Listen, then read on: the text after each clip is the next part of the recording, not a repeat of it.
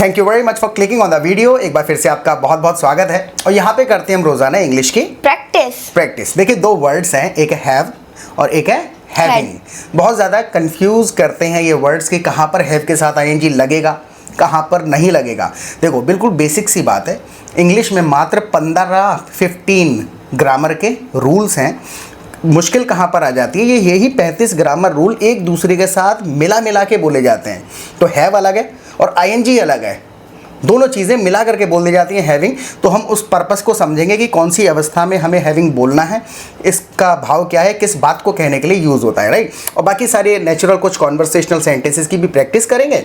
I will be asking Mahreen some questions in English and she will answer my questions. और कहीं गलती होती है तो उनको साथ के साथ समझते हुए चलेंगे। तो आप भी कॉन्वर्सेशन में पार्टिसिपेट करिएगा and watch this video until the end, पूरा देखना है, ठीक है। तो देखो सबसे पहले हैव के पर्पस समझते हैं। 7-8 जगह पर हैव इस्तेमाल होता है, फिर साथ में समझ जाएंगे कहाँ आईएनजी लगाना है, कहाँ पर नहीं लगाना है।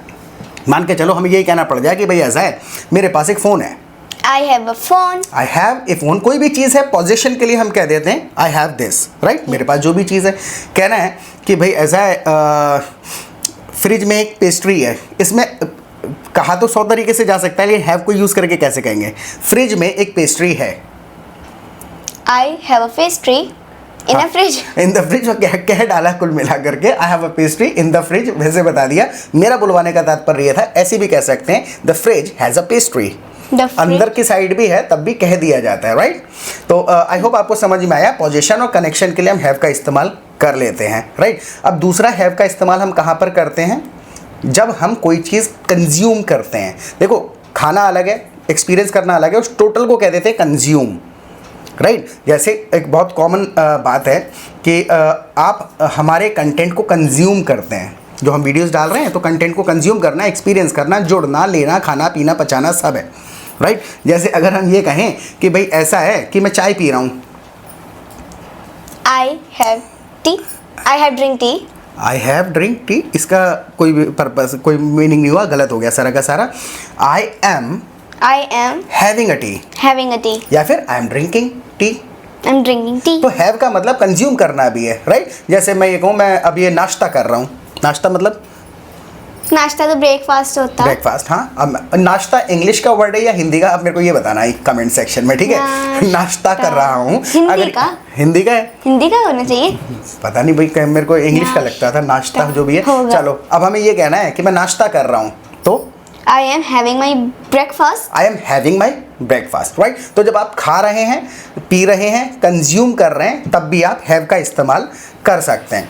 अब इसमें आई एम हैविंग पता है क्यों कह रहे हैं, क्योंकि आप उस काम को बता रहे हैं। ऐसे कहता है आई एम ईटिंग ब्रेकफास्ट, हाँ। आईएनजी लगा के बताता कि ये कार्य हो रहा है, तो कंज्यूम कर रहे हैं और साथ के साथ आईएनजी लगा रहे हैं, तो हैविंग लगा दिया। ये बिल्कुल बेसिक सी इसके पर्पस हैं, राइट। अब मान के चलिए अगर हमको ये कहना पड़ जाए कि एक बिल्ली पालना बहुत जिम्मेदारी का काम है, इस प्रकार का सेंटेंस आया, बिल्ली पालना एक जिम्मेदारी का काम है। इस प्रकार के जो इडियोमेटिक हम एक्सप्रेशंस कहते हैं, इसमें हमें इस्तेमाल करना पड़ता है हैव के साथ आईएनजी। इसी सेंटेंस को इजी तरीके से भी कहा जा सकता है और इडियोमेटिकली कम शब्दों में भी कहा जा सकता है। तो जब हम कम शब्दों में बोलने की कोशिश करते हैं तो हमें ये बहुत ज़्यादा लिटरल ग्रामर इस्तेमाल करनी पड़ती है, ठीक है। अगर कहना है कि भाई ऐसा है, बिल्ली पालना बड़ी जिम्मेदारी का काम है, बिल्ली पालना बहुत जिम्मेदारी का काम है। हाँ। बिल्ली पालना इस शब्दों को एक्चुअल में अगर ट्रांसलेट ना करें तो हम ऐसे कह देंगे हैविंग अ कैट। हैव यानी बिल्ली रखना, पालना, राइट। हमारे पास बिल्ली है तो वी हैव ए कैट। अभी नहीं, हैविंग अ कैट है, वी हैव नहीं। अभी इस पे इसको क्लियर करते हैं, राइट। तो अगर है नॉर्मल हमारे पास तो we have a cat, we have a cat, right. अगर हम उसी चीज को बताएं, इसी काम को करना है, इसको जेरेंट के तरीके से यूज कर रहे हैं कंटिन्यूटी में, राइट। तो having a cat is a big responsibility, right. बिल्ली होना आपके पास में बड़ी जिम्मेदारी है या जिम्मेदारी का काम है। अब देखो हैविंग एक जगह नहीं लगा सकते हैं हम, वो आपको ये ना 7-8 वर्ड्स अलग अलग तरीके से याद करने हैं, क्योंकि कोई रूल नहीं है, ये बने बनाए रट्टे हैं, ऑनेस्टली स्पीकिंग, राइट। जैसे कि मान के चलो कि हमने खाने पीने के लिए तो कह दिया, हाँ। जैसे कि मैं पानी पी रहा हूँ, I drinking water. I am drinking water. I'm having water. I'm having cold water. Right? ऐसे कह दिया मैंने. लेकिन अगर मैं ये कहूँ मेरे पास गाड़ी है. I have a car. I have a car. उस अवस्था में मैं नहीं कहूँगा I'm having a car. क्योंकि have के साथ एक इस तरीके से डिफरेंशिएट कर सकते हैं आप. have के साथ आप तब ing लगाएंगे जब आप ये बताना चाहते हैं कि कुछ कंज्यूम कर रहे हैं, ले रहे हैं, एक्सेप्ट कर रहे हैं या जो भी कर रहे हैं. राइट? जैसे मैं ऐसा है कि भाई ऐसा है मैं तो बड़े मज़े कर रहा हूँ. अब एक्सपीरियंस कर रहा हूँ, कंज्यूम कर रहा हूँ. मैं तो हाँ I'm enjoying. ये बहुत अच्छी आदत है कि she never translate my Hindi words into English. She just listens to the sentence carefully and expresses that expression naturally in English using different words. दूसरे शब्दों को इस्तेमाल करा ही जाएगा. अगर वही हिंदी के मिक्स करेंगे, सॉरी ट्रांसलेट कर देंगे तो इंग्लिश में ऑफ साउंड करेगा सेंटेंस. राइट? तो कहाँ पर थे हम? तो उसने डायरेक्ट कह दिया कि I am enjoying. ऐसे भी कहा जा सकता है I am having fun. I'm having fun. I am having fun. मेरे को मज़ा आ रहा है. जैसे भैया मेरा टाइम तो बड़ा मज़े में बीत रहा है. टाइम बड़े मज़े में बीत रहा है. ये हिंदी के स्टाइल हैं कहने के. तो यहाँ पर आकर के ना इस स्टेज की अगर आप ग्रामर सीख रहे हैं, राइट, तो इस स्टेज पे आपको साथ के साथ कॉन्वर्सेशन करनी पड़ेगी. नहीं तो समझ नहीं आएगा क्योंकि वो सेंटेंस सुनना पड़ेगा पहले किस अवस्था में बोला जाता है. राइट? तो I am having a great time. Good time. Good time, great time, right? I'm having a great time, यानी experiencing this, right? मैं ऐसे कह सकता हूँ कि भाई मेरे जैसे कहूँ 3 बच्चे हैं मेरे, तो मैं कह सकता हूँ I'm having 3 kids. नहीं. I am having 3 kids जो है ना वर्ड ऑर्डर देखेगा. I am के बाद you are doing something. I am having 3 kids बड़ा अजीब इनकरेक्ट टाइप साउंड करेगा, राइट? तो I have 3 kids. जब पोजीशन की बात करेंगे तो I have something. लेकिन जब आप कुछ खा रहे हैं, पी रहे हैं, एक्सपीरियंस कर रहे हैं, जुड़ रहे हैं किसी चीज़ से तो ing लगा देंगे. राइट? जैसे मान के चल ये कहें कि मैं आपसे बातचीत कर रहा हूँ. I am talking to you. I am talking to you. Again, she didn't translate my Hindi words into English. Right? Conversation एक वर्ड होता है. कॉन्वर्सेशन यूज़ करके बोलना है मैं आपसे कॉन्वर्सेशन कर रहा हूँ. मैं आपसे कन्वर्सेशन कर रही हूँ. हाँ. I having conversation to you. With you. With you. I am is am भूल जाती है बस. is और am याद करना है, आदत में डालना है, पता तो है. ठीक है? तो I am having a conversation with you. Right? तो बहुत सारी चीज़ें हैं जो आपको सुन के ही थोड़ा सा आदत में लानी पड़ेंगी कि भाई कहाँ कह रहे हैं कहाँ नहीं कह रहे हैं. इसमें कोई रूल जैसा है नहीं. राइट? जैसे ये कहें कि मेरे 2 भाई हैं. I have 2 brothers. कह सकते हैं कंटिन्यूटी बताना चाहे कि I am having 2 brothers. नहीं? राइट? तो सिंपल जब चीज़ पोजीशन की बता रहे हैं कि भाई मेरे पास कोई चीज़ है तो I have this, और कुछ खा पी रहे हैं, एक्सपीरियंस कर रहे हैं, कंज्यूम कर रहे हैं तो you are having that. Right? Time हो सकता है, फन हो सकता है, मनोरंजन हो सकता है या फिर कोई खाने पीने की चीज़ हो सकती है. तो I have 2 brothers. First Right. of all, हाँ. you will take me ice cream sandwich. You- Get me हाँ. ice cream sandwich. So कौन पैसा लगाई? Now you said it correctly. I'll definitely bring you one. You said it correctly. I'll definitely bring you one. 2 पक्का दिन लेके से कह रही हूँ, आऊँगा 2 आपके लिए. दिन. I'll definitely bring you one, यानी जिस चीज़ की बात हो रही है वही ले आऊँगा, ये है तात्पर्य. राइट? तो एक सेंटेंस कहा कि I have 2 brothers. कहना है कि 2 छोटे भाई होना आसान चीज़ नहीं है. इस प्रकार का ये बनावटी टाइप का सेंटेंस होता है ना, ये एक्सप्रेशन है एक्चुअल में इस प्रकार से जब कह रहे हैं, क्योंकि बात को कहने का इजी तो ऑल्टरनेटिव्स हैं हमारे पास. हैविंग के साथ जब कह रहे हैं तो उसमें भावना है. राइट? जैसे बातचीत चल रही तब कह रहे हैं 2 छोटे भाई होना भी कोई आसान बात नहीं है मेरे लिए, मतलब वो मेरे हैं टाइप से फीलिंग एक्सप्रेस करनी है तो कैसे कहेंगे? हैविंग. हाँ, Having यहाँ से स्टार्ट कर दिया. हाँ, having 2 small brothers हाँ, is not easy. Definitely small की जगह बस लिटिल कर देती. Right? Right? So having 2 little brothers is not easy, यानी ऐसा पोजीशन में होना कंटिन्यूटी में. इस प्रकार से रिपीट करेंगे सेंटेंस हमारे साथ तो खुद से क्लिक होगा माइंड में. अच्छा, इस वाले प्रकार के सेंटेंस में इस वर्ड के बाद इस वर्ड से पहले और इस जगह पर बोला जा रहा है. राइट? कोई लॉजिक वैसे नहीं है, रूल नहीं है, ये 10-5 सेंटेंस बोल के समझ में आएगा. राइट? एक तो ये आपको समझ में आ गया होगा कि कोई चीज़ अवस्था में होना जब आप बता रहे हैं तो आप कह रहे हैं हैविंग. राइट। ये वहाँ यहाँ तक पर्पस समझ में आया। अब एक थोड़ा सा और पर्पस इसका समझते हैं। मान के चलो कई बार हम हैव के साथ आईएनजी लग रहा है बस और कुछ नहीं हो रहा है। अब हैव के पर्पस समझ लेंगे, खुद लगा देंगे। जैसे कहना पड़ जाए भाई ऐसा है कि मुझे रोज़ उठना पड़ता है 6 बजे। मुझे रोज 6 बजे उठना पड़ता है। हाँ मुझे रोज 6 बजे उठना पड़ता है। हाँ, कुछ करना पड़ता है मुझे तो। आई कैन मतलब मैं कर सकती हूँ। हाँ वो तो कैन तो कर सकती हूँ कर सकती हूँ। हाँ, उसके लिए क्या लगना है? मजबूरी, हैव टू, हैव के हाँ। बाद टू लगा देंगे काम। आई हैव टू, मजबूरी। हाँ मेरी मजबूरी। I have to wake up at 6 o'clock। हाँ, आई हैव टू जब आपने कहा तो आपने कहा आपको उठना पड़ता है या उठना है, इसके दोनों मतलब हैं, ठीक है। कितनी मजबूरी राइट। है। अब आईएनजी का मतलब क्या होता है? कंटिन्यूटी। अगर ये कहना पड़े कि भाई ऐसा है कि आजकल छुट्टियां चल रही हैं, माई हॉलीडेज आर गोइंग ऑन। छुट्टियां चल रही हैं, कुछ भी चीज़ चल रही होती है, party is going on, right, holidays are going on. इसलिए अब इसको इस लहजे में, स्टाइल में कहना है, इसलिए मुझे 6 बजे उठना पड़ रहा है। एक तो उठना पड़ता है, इतने से कह दिया I have to wake up at 6 every morning, normal कह दी बात, लेकिन और ज़्यादा जोर देना है कि उठना पड़ रहा है, यानी कंटिन्यूटी में ये काम रोज कर रही हूँ। अब कंटिन्यूटी जताने के लिए सो आई हैविंग टू, हाँ, आई एम हैविंग के साथ कह दिया। हैव तक हुई मजबूरी में, हाँ है, और उसी के साथ आईएनजी और लगा दी कि ये मजबूरी कंटिन्यूटी में बनी हुई है। So I am having to wake up at 6 o'clock। At 6 o'clock every day. तो सामने वाला क्या समझेगा? उठना पड़ता है और उठना पड़ रहा है रोजाना। ये फीलिंग बदल, बस फीलिंग के हिसाब से है, बहुत बड़ी मजबूरी है मेरे लिए। हाँ, जैसे कि एक और स्टाइल से है क्या? जैसे अलग अलग स्टाइल से बस वर्ड ऑर्डर देखना है इसमें आपको, वरना कोई ऐसा रूल नहीं है जो रूल आपको पता ना हो। जैसे कि मेरे को कोई काम करना है तो I have to do this.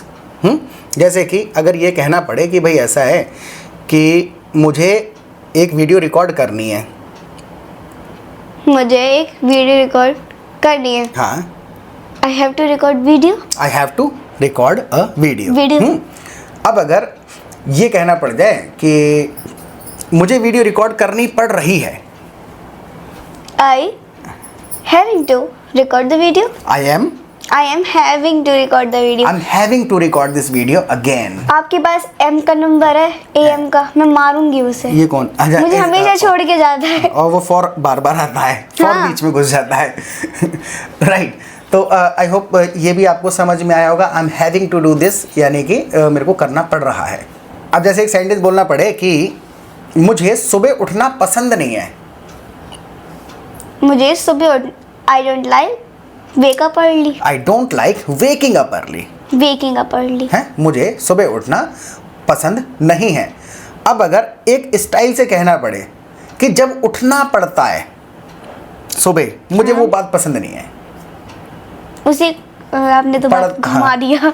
वो घुमावदार ही सेंटेंस है, वरना ये इसीलिए तो थोड़ा सा मुश्किल है, बड़ा घुमा के अलग लहजे में बोलने की चीज़ है, राइट। वरना नॉर्मल तरीके से बात बोली जा सकती है। When I have to wake up early in the morning I really don't like this.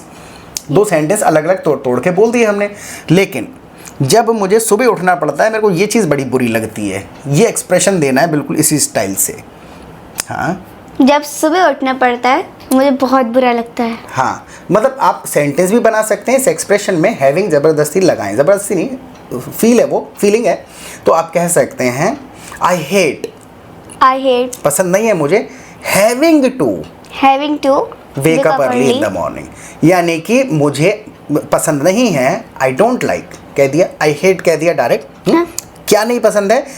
मजबूरी आना सुबह उठने की। I don't like having to wake up early in the morning. Right? तो इस प्रकार से आप इस्तेमाल कर सकते हैं। एक और है बहुत ज़्यादा इंपॉर्टेंट चीज़, राइट। अब फिर से हैव समझ लेना। देखो हमने हैव के ऊपर ऑलरेडी वीडियो बनाया हुआ है, जिसको हैव पता है उसे ये बहुत अच्छे तरीके से समझ में आ रहा होगा। बेसिक 15 वीडियोज़ का एक हमारा प्लेलिस्ट है, उसको आप देख लेंगे तो आपको पूरी ग्रामर समझ में आ जाएगी। सीखने का ज़्यादा नहीं है, उनको तोड़ना मरोड़ना थोड़ा सा मुश्किल पड़ जाता है। उसके लिए मैं आपको सॉल्यूशन बताऊंगा। देखो एक और जगह पर हम कहते हैं हैव। कौन सी जगह पर? चुका चुकी, यानी कोई काम फाइनल हो गया तो हैव कह देते हैं। जैसे मैंने होमवर्क कर लिया, फाइनल है काम। I have done my homework. I have done my homework. इसमें बेसिक रूल समझना पड़ेगा, थोड़ा सा लेंदी होगा, 1 मिनट में रिवाइज करा देता हूँ।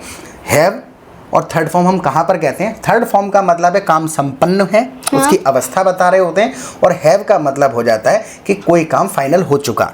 बिल्कुल बेसिक सा रूल है। तो अगर आपने ये कहा कि I have done my homework, right, कहना है कि भाई ऐसा है मैंने खाना खा लिया। I have eaten food. I have eaten food. इसमें हम कह के आ रहे हैं, फीलिंग को समझना।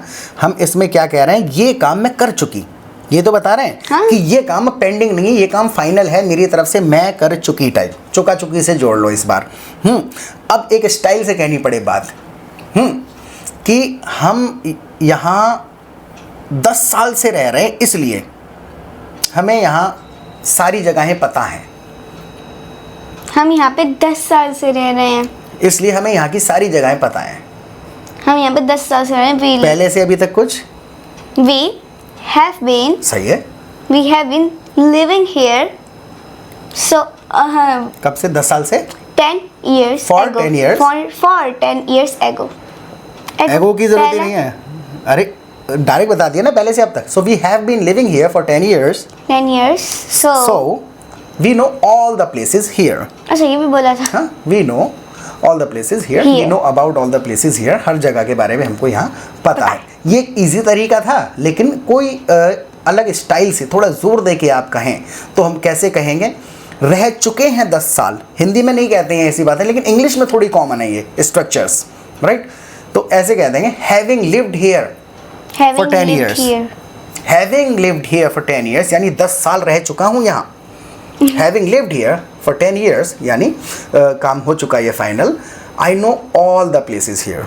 I know all the places here. जैसे एक और इसमें हेड मिक्स करके समझना पड़ेगा आपको। जैसे आपको ये कहना पड़े कि भाई वो ऐसा है कि मैंने फिल्म पहले ही देख रखी थी, इसलिए मैंने दोबारा नहीं देखी। I already watched movie, so I didn't watch movie repeat. देखो इसमें याद करना है कि 2 पुरानी बातें बताते हैं। फिल्म पहले देख रखी थी, हाँ, और पास्ट में ही दोबारा नहीं देखी। तो जब पास्ट का पास्ट बताते हैं तो हेड केवल कहाँ इस्तेमाल करते हैं? जहाँ पर 2 पास्ट की बातें बताते हैं। तो यहाँ पे बातें दोनों हैं। मूवी भी पास्ट में नहीं देखी है और देख भी रखी थी उससे पहले। तो जो पास्ट से भी पहले वाली बात है उसमें हेड जोड़ेंगे। मैंने पहली फिल्म देख रखी थी इसलिए दोबारा नहीं देखी। दोनों बातें पुरानी हैं। कैसे? I already watched. I had already watched movie, so I didn't watch movie again. Right. I had already watched the movie, so I didn't watch it again. इसलिए दोबारा नहीं देखी। तो जो पहले से भी पहले हुआ था उसमें हेड लगा दिया। ये था इजी तरीका। Easy. ऐसी ही बातें करी जाती हैं, लेकिन कोई घुमा के कहे पहले ही मूवी देखे हुए था इसलिए दोबारा नहीं देखी। इस स्टाइल में हम हिंदी में ट्रांसलेट कर रहे हैं तो थोड़ा मुश्किल लग रहा है, लेकिन फीलिंग पहुंचती है उससे एक। So having watched that movie, यानी हैविंग जब लगाया यानी अवस्था ऐसी कि पहले ही करा हुआ, करा चुका हुआ टाइप से है। तो having watched that movie already. Having watched that movie already. Having क्यों कह रहा हूँ? यानी कंटिन्यूटी बता रहा हूँ, करा चुका हुआ था।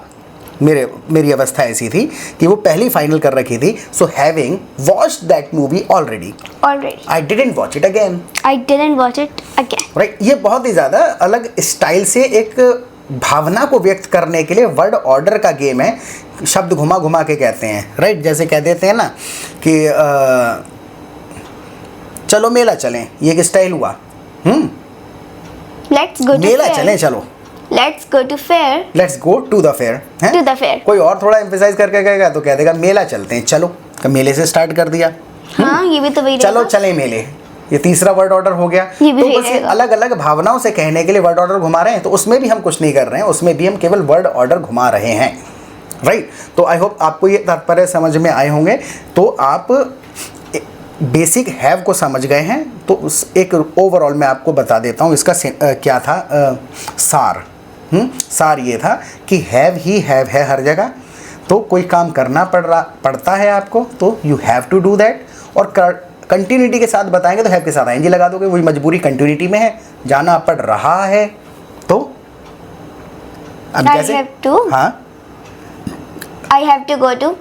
आई हैव टू का मतलब हो गया मुझे जाना है, कह सकते हैं, मीनिंग वही है। लेकिन अगर आपको जोर दे के जताना है कि ये मजबूरी बनी हुई है, कंटिन्यूटी में बतानी है मजबूरी, तो I am having to go. I having to go. The fair. जैसे मैं ये कहूँ कि हमें अब ये वीडियो ख़त्म करनी है, तो कैसे कहेंगे? We having to finish the दोनों video. तरीके से कह सकते हैं। Simple, we have to finish this video here, Yeah. We have to end this video. और अगर इसी को मैं बताऊं मजबूरी में करना पड़ रहा है, इस टाइप से मजबूरी बताते हैं कई बार। हाँ. एक डायरेक्ट नहीं कहते थे करना ही करना है, करना पड़ेगा, करना पड़ रहा है कंटिन्यूटी में। तो अब मैं ये कह सकता हूँ कि actually we are running out of time, we are running out of time. या फिर कह सकते हैं कि we don't have enough time, so we are having to end this video right here, right. We are having to, मैंने उस मजबूरी को काम करने की मजबूरी को कंटिन्यूटी में जता दिया कि वो एक ही बार नहीं है, वो मजबूरी बनी हुई है मेरे लिए, मैं उसको ज़्यादा महसूस कर रहा हूँ। आई होप आपको समझ में आया होगा। So we are having to end this video here. तो आप इस सेशन के बारे में हमें फीडबैक दीजिएगा, कुछ भी आप हमारी तरफ से इंप्रूवमेंट चाहते हैं तो कमेंट सेक्शन में बताइएगा। 2-3 घंटे बाद फिर से एक नए टॉपिक के साथ, कॉन्वर्सेशन के साथ मिलेंगे। Till then take care of yourself, bye.